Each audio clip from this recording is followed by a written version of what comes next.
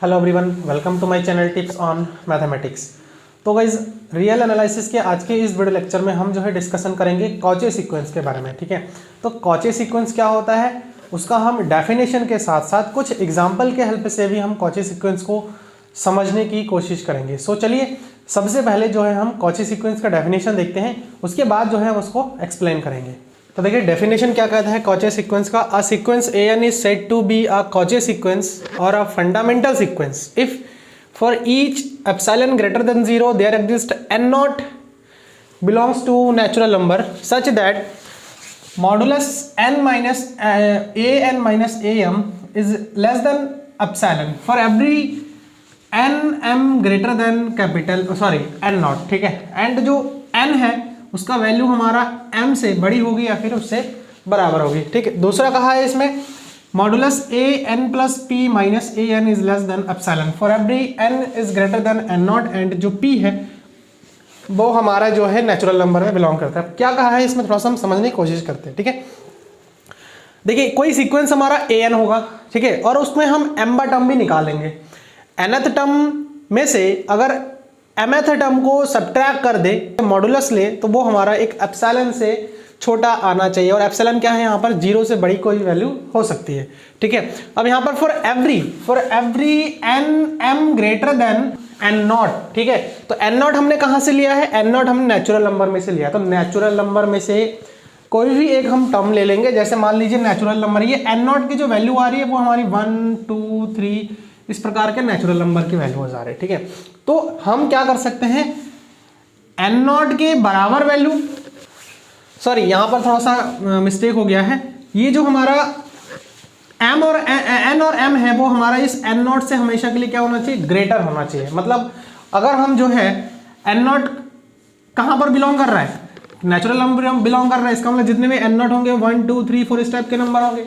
तो मैं अगर n नॉट को मान लीजिए कि मैं जो है 2 चूज कर रहा हूं, इसको मैं n नॉट चूज कर रहा हूं, तो जो m और n होगा, n और m होगा वो हमारा 2 से बड़ी होनी चाहिए। मतलब 3 4 5th टर्म इस प्रकार से हमारा होना चाहिए।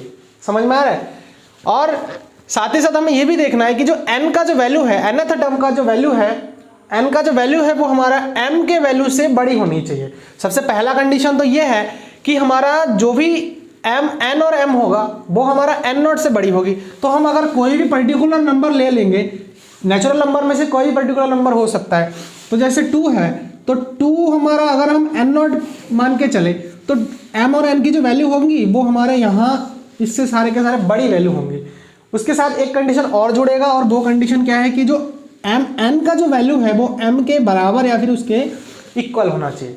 तो ये चीज़ तो क्लियर हो गई कि अगर मैं n नॉट को 2 ले रहा हूं तो n और m इधर के सारे टर्म्स आएंगे, इससे बड़ी टर्म्स आएंगे, इनके दूसरे टर्म से सारे बड़ी टर्म्स आएंगे, 3 4 5th टर्म्स। ठीक है ना? और इनकेस मैं अगर बात कर लूं कि mth टर्म हमारा जो है 4 है, तो n जो है हमारा 4 या फिर 4 से बड़ी, इसका मतलब क्या है 4 भी हो सकता है, 4 से बड़ी जितने भी हैं वो सारे हमारे m होंगे। अगर ऐसा हमें जो है एक सीक्वेंस मिल जाए तो उस कंडीशन में हम क्या कह सकते हैं कि nth टर्म में से सीक्वेंस का nth टर्म में से अगर हम mth टर्म को सब्ट्रैक्ट करें और उसका मॉडुलस फंक्शन ले, तो उस कंडीशन में ये जो एप्सिलॉन है, एप्सिलॉन ग्रेटर देन 0 है हमारा, 0 से बड़ी कोई पॉजिटिव नंबर हो सकता है, उससे हमारा जो है क्या होना चाहिए? छोटा होना चाहिए, स्मॉलर आना चाहिए। तो ही जाकर के हम क्या कह सकते हैं कि उस सीक्वेंस को हम कॉची सीक्वेंस कहेंगे, अगर ये कंडीशन सेटिस्फाई होता है। ठीक है, ये भी हमारा जो है सेम डेफिनेशन है, ये डेफिनेशन में कोई फर्क नहीं है। अगर हम n प्लस pth टर्म, ठीक है ना, अगर किसी सीक्वेंस के n plus pth term minus करे nth टर्म को, तो वो भी हमारा जो है एप्सिलॉन से छोटा आना चाहिए। यहाँ पर कंडीशन क्या है कि जो n है वो n नॉट से जो है क्या होना चाहिए? ग्रेटर होना चाहिए। इसका मतलब नेचुरल नंबर में से हम जो है कोई भी एक नंबर लेंगे जो कि इससे बड़ी होनी चाहिए, और जो p है वो हमारा क्या n में बिलोंग करना चाहिए। ठीक है, तो खेल हमारा यहाँ पर सारे सीक्वेंस के टर्म्स के हैं। सीक्वेंस अगर नहीं पता है तो आप लोग एक बार सीक्वेंस को देख ले, है ना। मैंने जो है जब मैंने इंट्रोडक्शन बताया था सीक्वेंस का, जो मैंने चैप्टर स्टार्ट किया था, तो उस टाइम मैंने आप लोगों को बताया था कि जो सीक्वेंस होता है वो क्या होता है, या फिर रियल सीक्वेंस मैंने डिस्कशन किया था।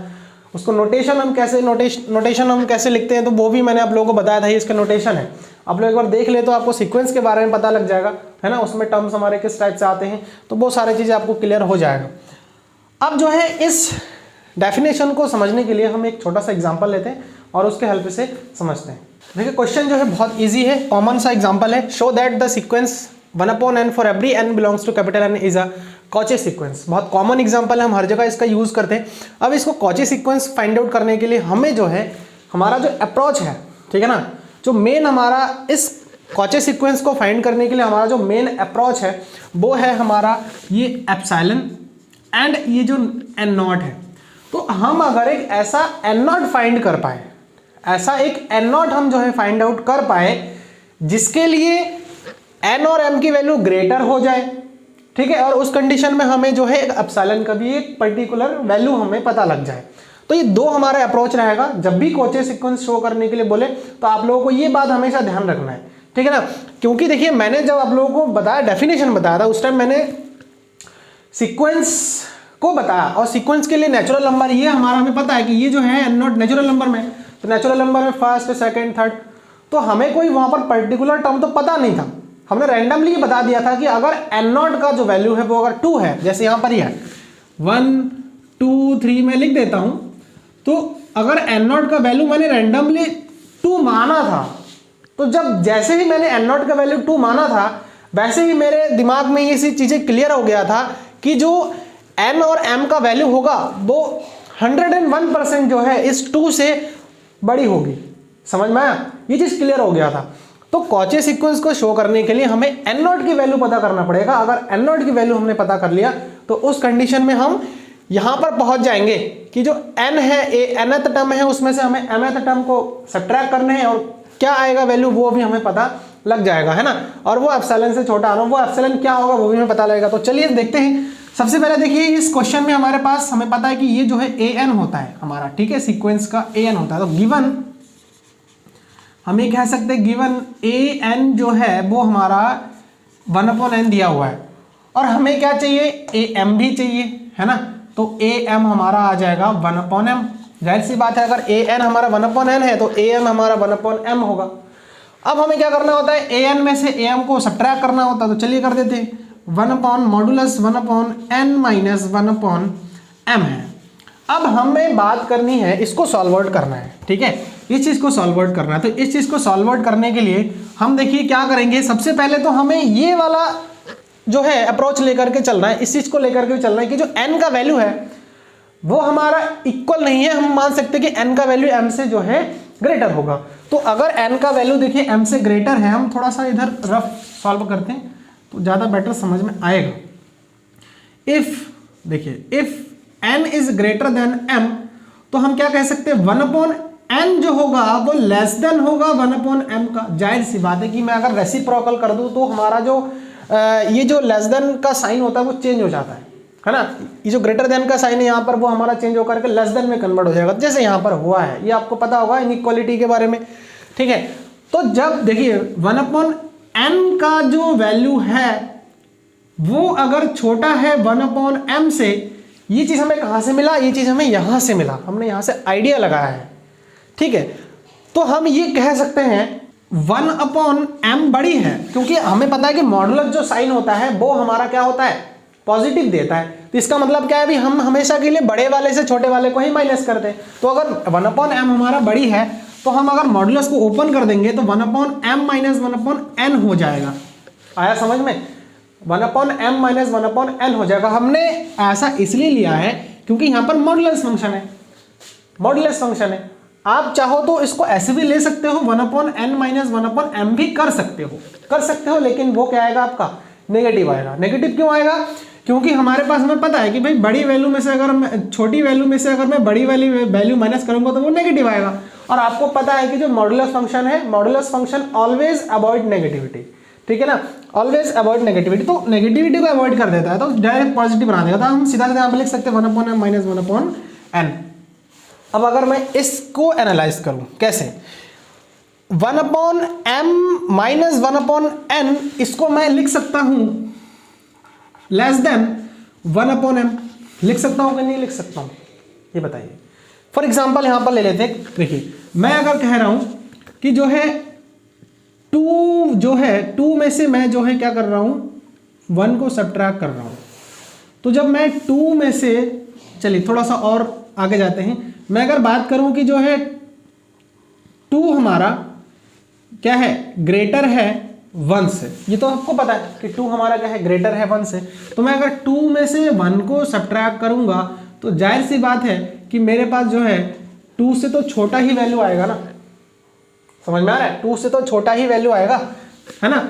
अगर 2 बड़ी है 1 से तो 2 में से अगर 1 को सब्ट्रैक्ट करूंगा तो सब्ट्रैक्ट करने पर 2 से छोटी वैल्यू ही मिलेगी। तो वही काम हमने यहाँ पर किया है कि मैं अगर 1/m में से 1/n को सब्ट्रैक्ट करता हूँ तो ऑब्वियसली बात है कि 1/m से छोटा वैल्यू ही मिलेगा हमें, ठीक है ना।